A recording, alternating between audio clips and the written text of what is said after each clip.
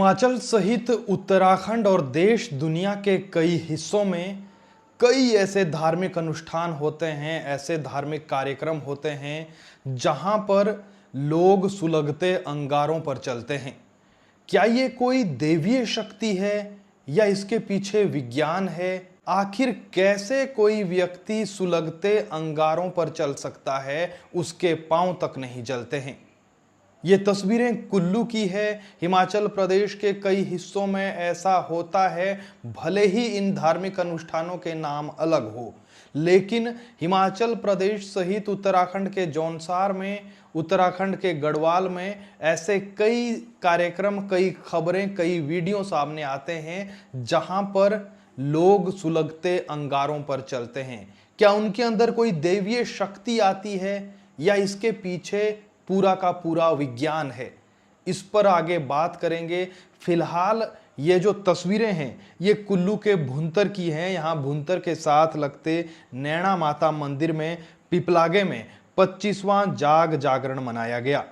और यहाँ पर जाग जागरण जब ये मनाया गया तो आप ये जो तस्वीरें देख रहे हैं, सुलगते अंगारों पर कुछ लोग भागते नजर आते हैं, चलते हुए नजर आते हैं। ऐसा क्यों करते हैं? क्या ये कार्यक्रम है? इस बारे में अमित महंत है जो पुजारी हैं, वो ज़्यादा जानकारी दे रहे हैं, वो हम आपको बाद में बताएंगे। लेकिन फिलहाल इस पर बात करना ज़रूरी है कि विज्ञान क्या कहता है, दैवीय शक्ति क्या वाकई में दैवीय शक्ति होती है? क्योंकि विज्ञान जाहिर है कई लोगों को मालूम नहीं होगा, लेकिन फिर भी जो एक आत्मविश्वास आता है, जिस आत्मविश्वास से लोग इन अंगारों पर सुलगते चलते हैं, जाहिर है उन्हें विज्ञान तो पता नहीं होगा। कई लोगों को पता नहीं होगा कि विज्ञान क्या कहता है, हमारे पांव तब नहीं जलेंगे अगर विज्ञान ये कहता है। फिर कैसे उनके अंदर ये विश्वास आता है? ये तो फिर आस्था से जुड़ा हुआ सवाल है। और दैवीय शक्ति जो आत्मविश्वास देती है इन लोगों को ऐसे सुलगते अंगारों पर चलने का। दरअसल वैज्ञानिक मानते हैं कि लकड़ी के अंगारों पर चलना सुलगते हुए लोहे या सुलगती हुई आग के किसी अन्य अच्छे कंडक्टर की तुलना में आसान होता है। फिर लकड़ी के इन अंगारों पर राख की एक परत होती है जो इस प्रक्रिया में बेहद अहम भूमिका निभाती है। वैज्ञानिक मानते हैं कि अंगारों पर चलने वाले लोग जिस गति से चलते हैं वो भी एक बड़ा कारण है कि वो जलते नहीं है। ये गति अगर ज़्यादा धीरे होगी तो कंडक्शन की प्रक्रिया इतनी मजबूत हो जाएगी कि अंगारों से पैर जल जाएंगे, और ये गति अगर बहुत तेज हुई तो इंसान के पैर अंगारों में ज़्यादा अंदर धंसने लगेंगे, जिससे जलने की संभावनाएं बढ़ सकती है। इस तरह से देखें तो वैज्ञानिकों के अनुसार आग पर चलना पूरी तरीके से एक वैज्ञानिक प्रक्रिया है जिसे इंसान प्रैक्टिस के साथ साध सकता है। लेकिन दूसरी तरफ सिरमौर में हमने इस विषय पर कई लोगों से बात की।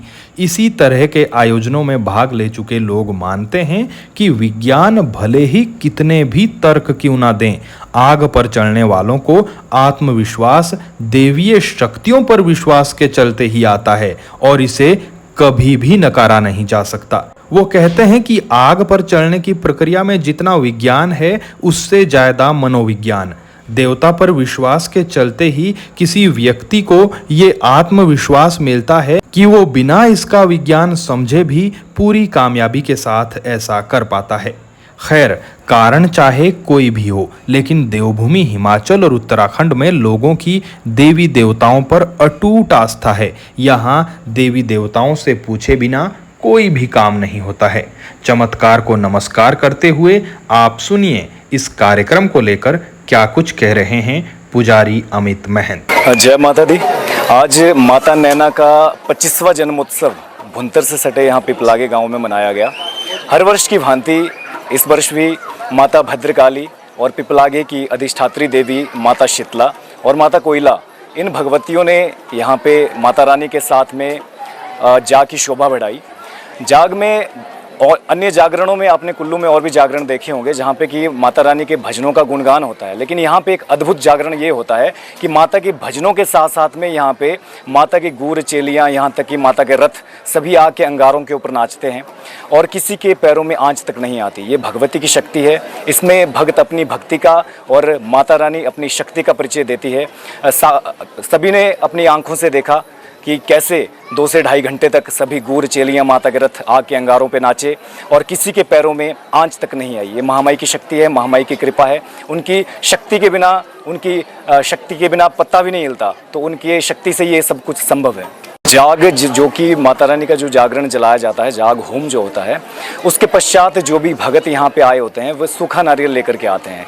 उससे क्या होता है कि जो भी उनके ग्रह दशा है माता रानी उनका निवारण करती है उसके माध्यम से। और आज के दिन भगवती पूरे वर्ष भर का वृतांत भी माता ने सुनाया, और जैसा कि पूरे साल भर में कौन कौन सी घटनाएँ होंगी वे सभी माता के द्वारा बताई जाती है और माता लोगों की मनोकामनाएं पूर्ण करती है। आज आपने देखा होगा कि मंदिर के प्रांगण में कुछ औरतें भी बैठी हुई है, वो वरदान के लिए बैठी होती है। जिनकी संतानें नहीं होती वे आज के दिन वरदान के लिए बैठती है और माता उनको वरदान देती है और उनकी संतानें होती हैं। और इसी तरह से बहुत सारे चमत्कार इस मंदिर से जुड़े हुए हैं। लोग यहाँ पे आते हैं अपनी मनोकामना के लिए। हर एतवार को यहाँ नैना माता मंदिर में और हर मंगलवार को भद्रकाली मंदिर में माता गौर के माध्यम से प्रश्न पूछ देती है और सभी के भक्तों का जो भी समाधान होता है वो उनको निकाल कर देती है। सभी के ग्रह दशाओं का निवारण करती है। जिसके पुत्र नहीं उनको संतान देती है और हर प्रकार की मनोवांछित इच्छा सबको देती है।